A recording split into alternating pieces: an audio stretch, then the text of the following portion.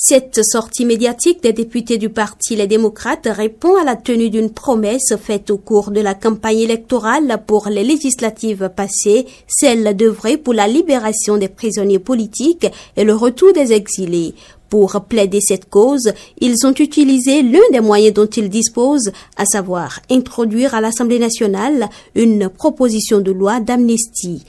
Conformément à l'article 98 de la Constitution, les députés du groupe parlementaire Les Démocrates ont initié une proposition de loi spéciale portant amnistie et ou abandon de poursuites judiciaires au profit des personnalités politiques en prison ou en exil pour des faits criminels, délictuels et contraventionnels mis à leur charge de 2017 à nos jours.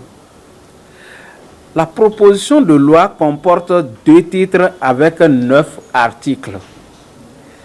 Le premier titre concerne l'amnistie des personnalités politiques en prison, des détenus politiques et tous ceux qui bénéficient d'une liberté provisoire. Le deuxième titre a pour objet l'amnistie ou l'abandon de poursuites judiciaires à l'encontre de personnalités politiques béninoises vivant en exil. Les membres du parti ont saisi l'occasion pour dénoncer les conditions carcérales de l'ancienne ministre Rekia Madougou et du professeur Joël Aïvo. Depuis quelques mois, Madame Rekia Madougou subit de la part des autorités pénitentiaires diverses formes de torture qui ont abouti à un isolement suspect.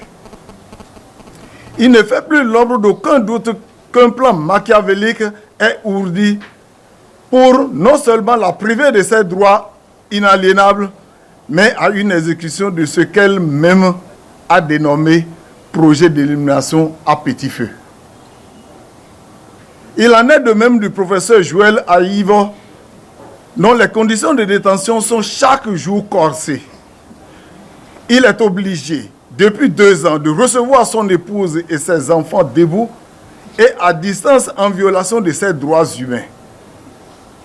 L'administration pénitentiaire a pris l'option de l'humilier et de saper son moral en refusant à ses amis, aux députés élus du Parti Les Démocrates de lui rendre visite. Les conférenciers ont invité tout le peuple béninois à soutenir la proposition de loi pour son aboutissement.